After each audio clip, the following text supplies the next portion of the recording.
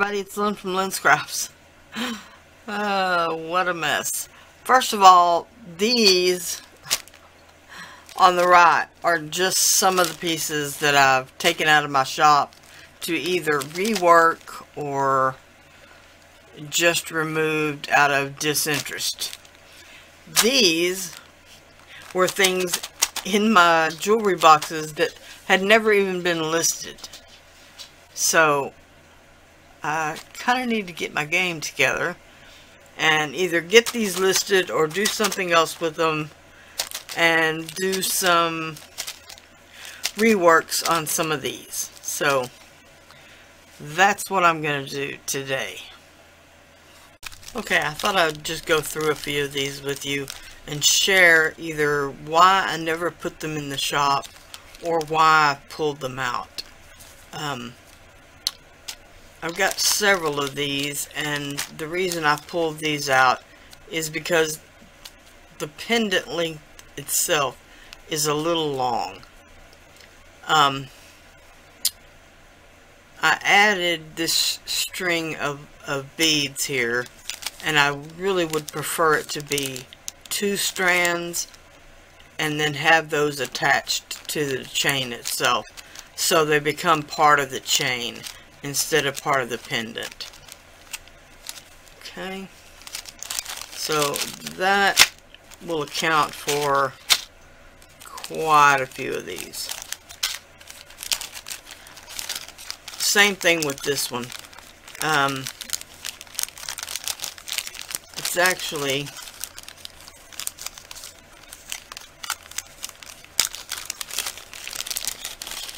although the beads are quite pretty, as you can see, the pendant itself is really long.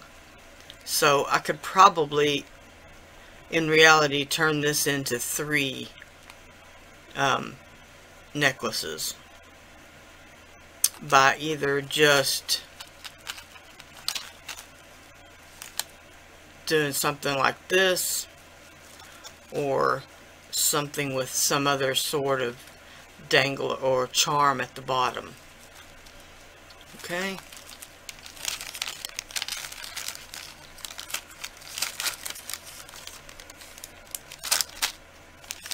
Same thing with these.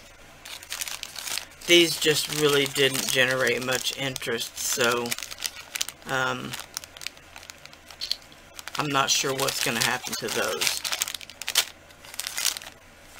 This one I actually kept for myself, but I'm really not much of a jewelry wearer, so I either need to wear it or pass it on.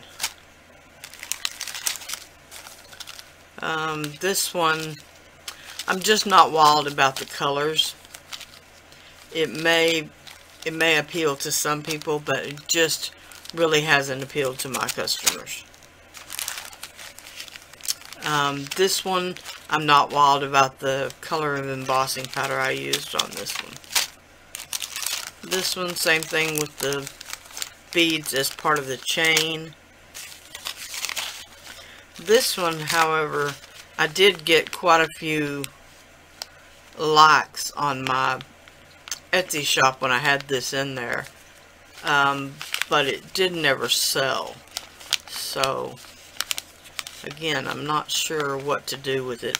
I may again break it up into several other pendants. Okay, and that is for just what was not in the shop. Now these, and I won't go through all of them just because there are so many. This one, same thing. I'll just break it up into a couple of different pendants. I did receive quite a few likes on my Etsy shop for this piece, but it just never sold.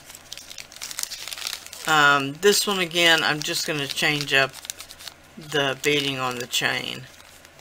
I really love this pretty mask.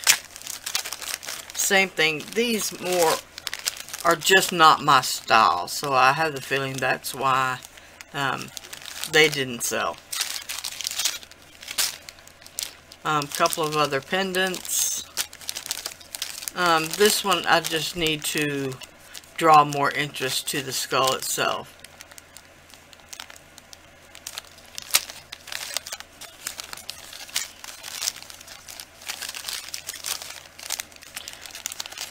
This one, which is really pretty, the opal stone in the center is really pretty, has a lot of fire. But I just need to add another section of bead and make it part of the chain. Again, same with this one, just needs to be made into a couple of pendants.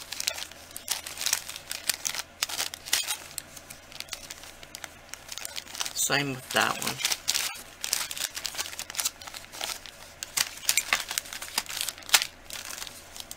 Same with that one.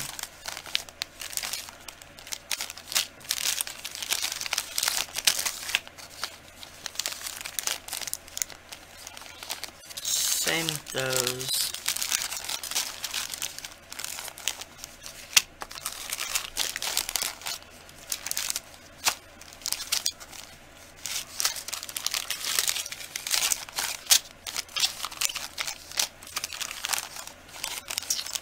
These, I think, really just need to be reworked into other pendants. I really like the style, but just haven't had a lot of interest in those.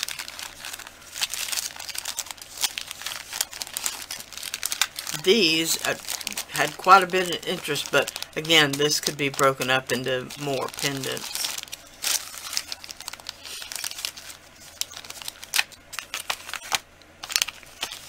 Okay, so I've pulled out a couple of pieces that I want to work on today. Okay, these three. These others I'll just put in a tub and pull out on days when I don't feel like doing anything else, which is pretty rare, but I'll get to them eventually, I guess.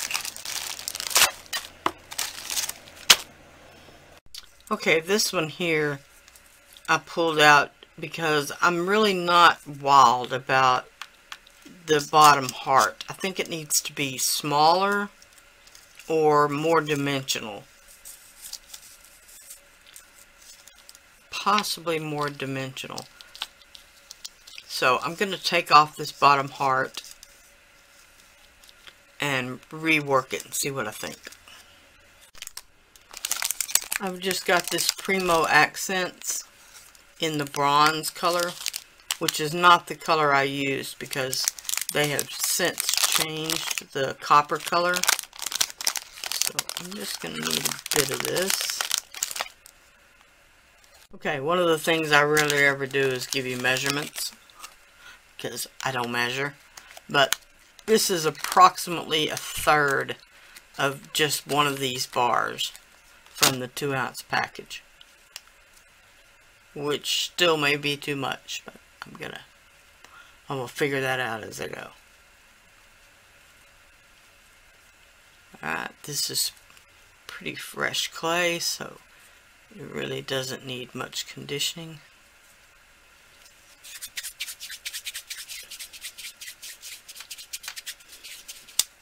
Just gonna roll it into a ball. I'm not worried that the mica flakes are not in a line because I'm gonna put some metallic accents on it anyway. Alright, I pinched the bottom, turned it into a teardrop, flattened it out with my color shaper in the center of the bulb on the top.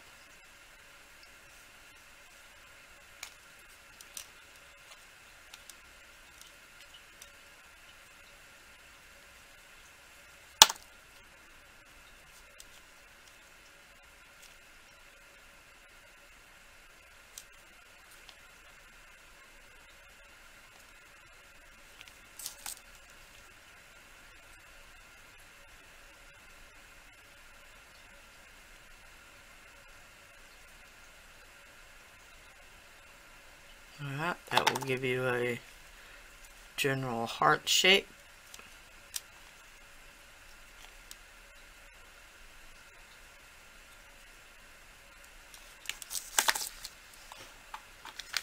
Now I'm just going to take my stamping block and just give it a little gentle pressure just to flatten it out a bit.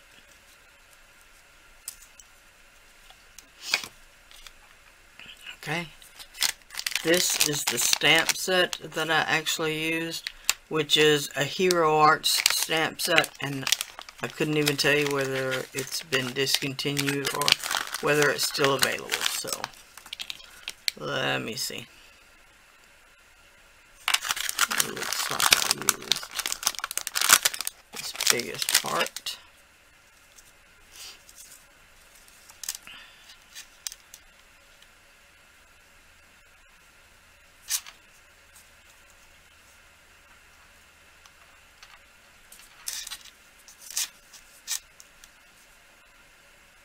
So I just gave it a bit of texture. And now I'm going to do this on the other side. One of the things I often talk about is using a light touch when you're working with polymer clay. Now, to press this into the stamp is going to take more than a light touch, but you can minimize that by where you put the pressure at. I'm going to try to only put pressure on these outside edges.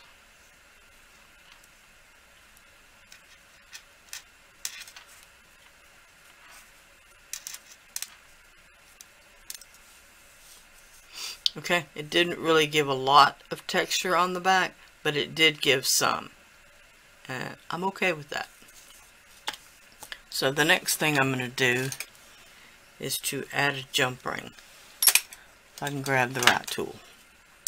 So just with my craft knife, I'm going to create a slit in the top. Alright, then I'm going to open that slit up. Then I'm just going to choose one of the jump rings that I believe will fit the bill.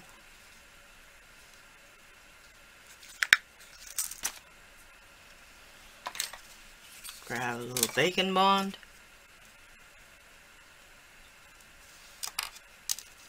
Alright, what I'm going to do is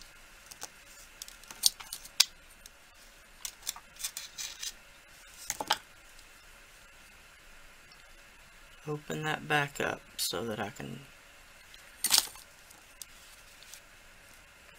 fit the nozzle of the bacon bond into the hole. Alright, you can see I've squirted quite a bit into the hole. Now, I'm going to take the jump ring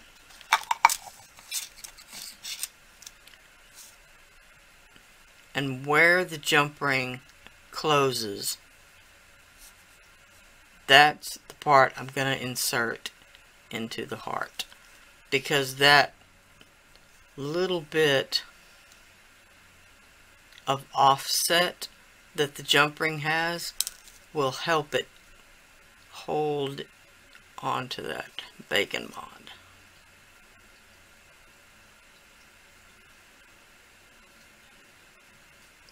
Okay, then again, just using a light touch, I'm going to gently squeeze it back together.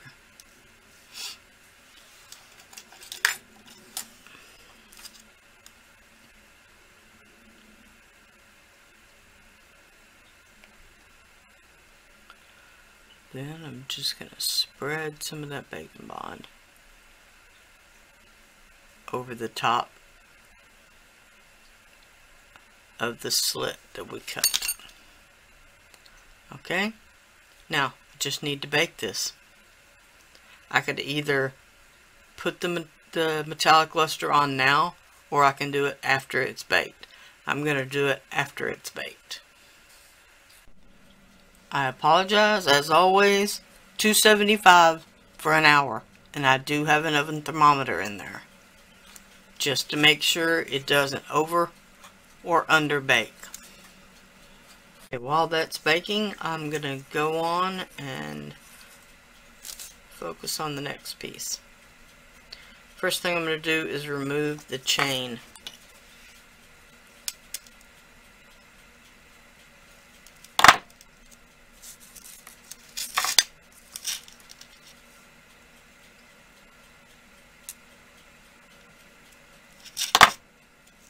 And set it aside. Okay, because I like this bead section, I need to create another bead section to match it. Hopefully I still have these beads, but we'll see. So the next part that I am not quite fond of is the bottom. So again, I'm going to remove this section, and as you can see, it already has 2 of the 3 beads that the top section has. So really and truly, I only need 1 of these green beads.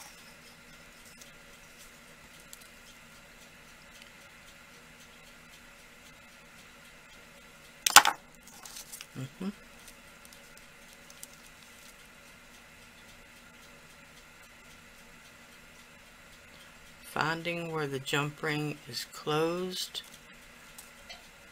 is the most difficult part once it's already on the necklace, because it's almost always where you don't want it to be.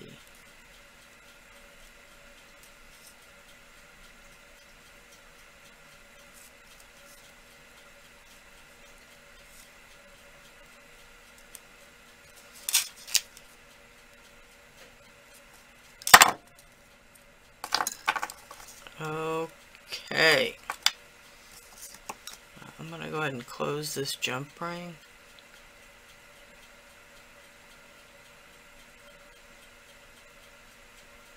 Because I will try to reuse it.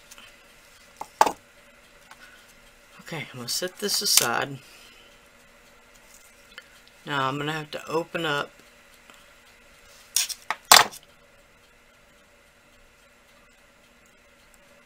this head pin.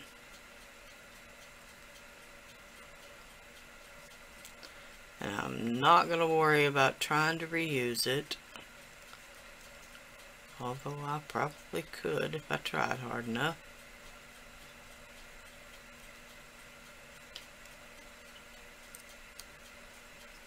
I just want to be able to fish the beads back off.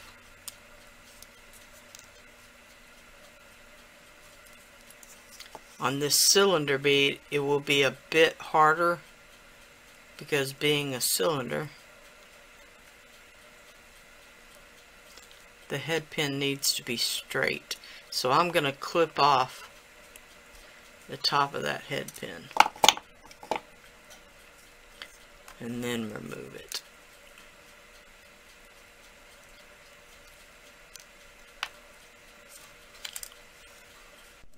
Okay, I got really lucky.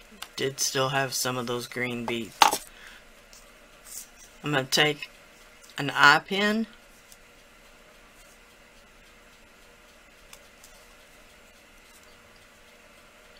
and just fish these beads back on in the same pattern that I used before.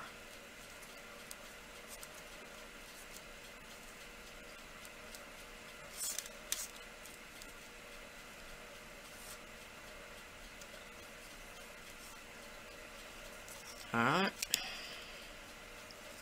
Now, I'm going to hold this eye pin where the eye is vertical to my vision. It's in line with my vision as opposed to being flat. It's in line. Alright. And I'm going to grab the pin itself and bend it away from me. Then, just using my finger as a guide, I'm going to clip off just the other side of my finger. Alright, that leaves me enough pin to roll it back into another eye.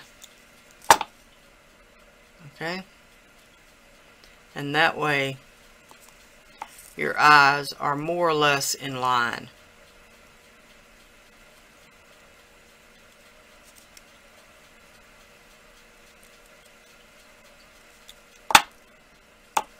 Okie dokie. Now, having said that, I'm going to then again open that eye just enough to put it on the same jump ring as the first one.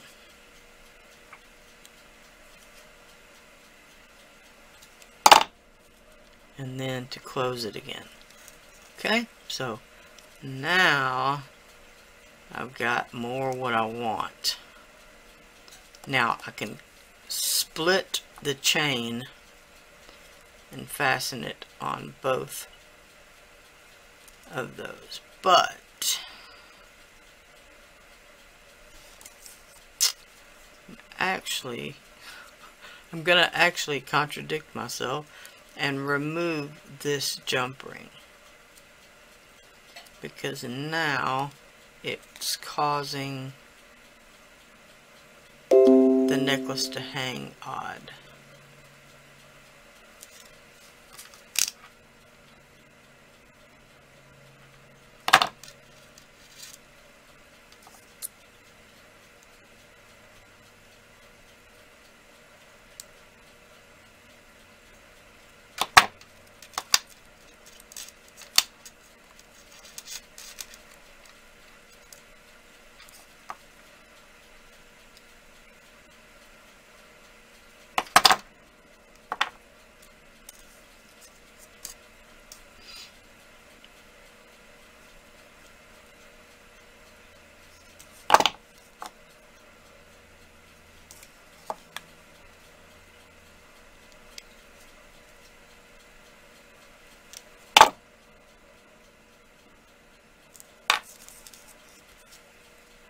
You always want to check to make sure that your jump ring closes.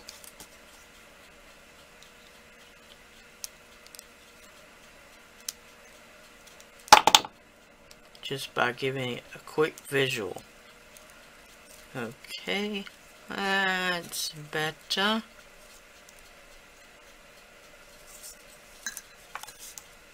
Okay, and again, I'm going to create a dangle for the bottom.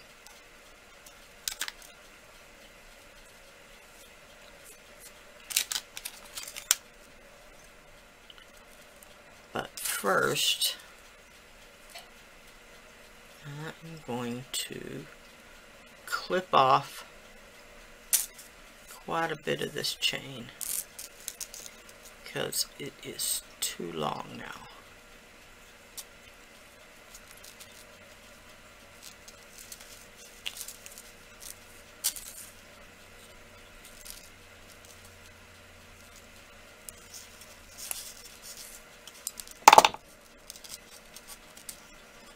I'll set that aside and use it for something else.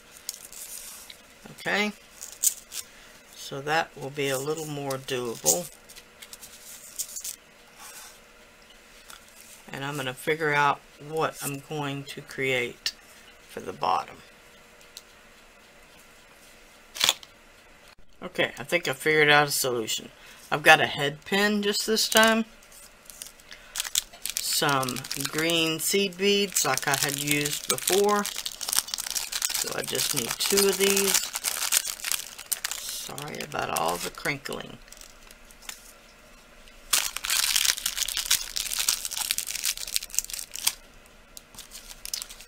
And 2 little bead caps.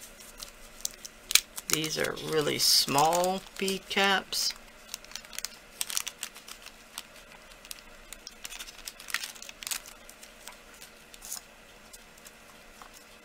See if I can show you. They're tiny little leaf shaped bead caps. Okay, so I'm going to start with a seed bead, then a bead cap. Then I have these lava beads that I just happen to have in my stash. And it can be a little tricky to fish your head pin through there, because of course they are a natural, aha,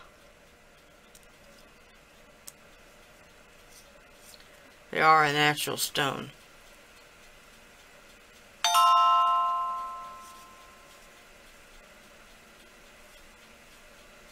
Okay, I think that's going to work out better. And again, this time no worry about how to face the head pin. Just going to bend it back.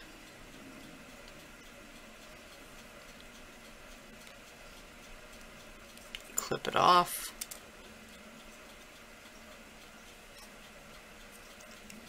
And roll it.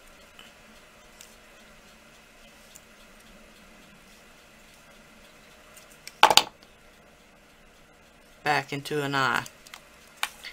And somewhere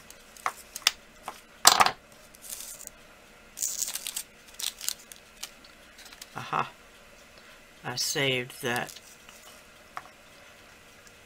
jump ring.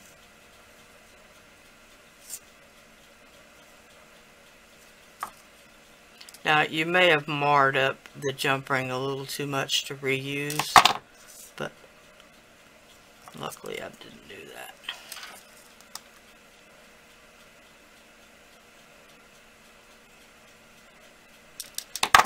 Okay.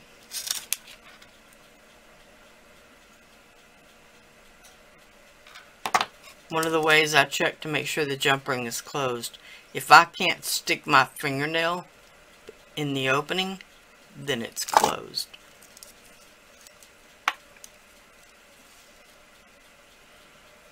Okay, that is much more pleasing to me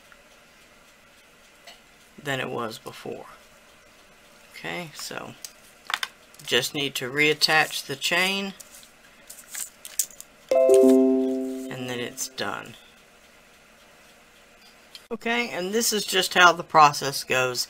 I have decided to add a tiny bit of chain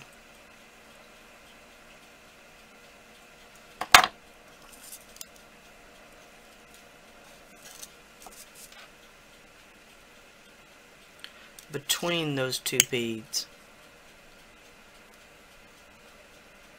Sets of beads.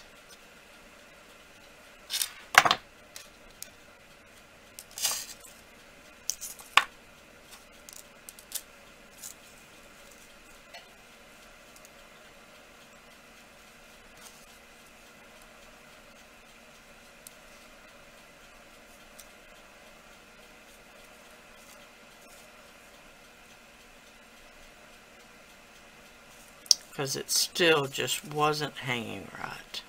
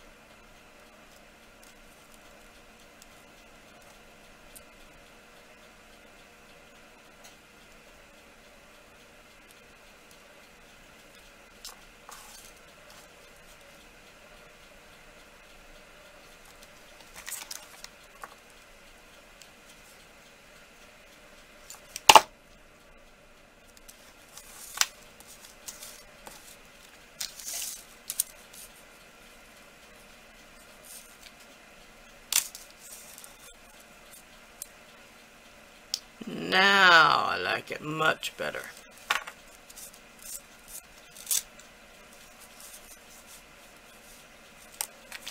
This jump ring right here still didn't close right.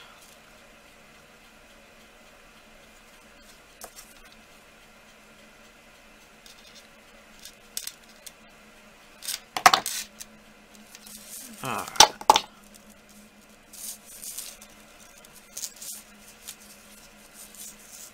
So that is one completed. The other one is almost done in the oven. Okay, on this one, it's the same thing. I just need to either change up the dangle or change up the chain, one or the other. I've decided that the chain needs some beads just like the previous piece, but I don't have any of these little blue beads anymore. Used them all up, unfortunately.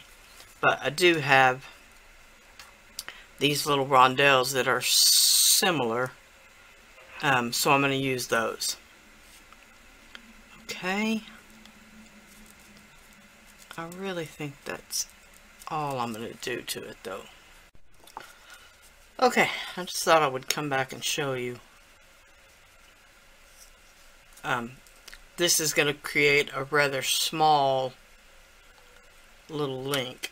So I didn't want to use up one of my longer head pin, eye pins. So I just grabbed a head pin and I'm going to clip the end of it off, the head of it off, and create an eye.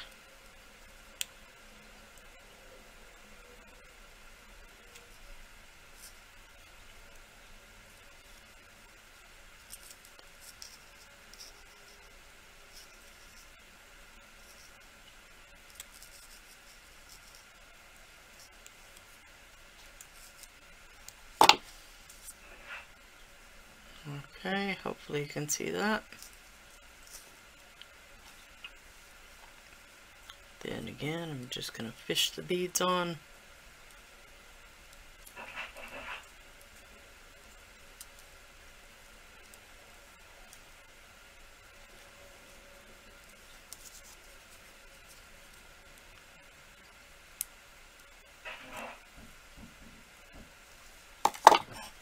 Okay, sorry about that.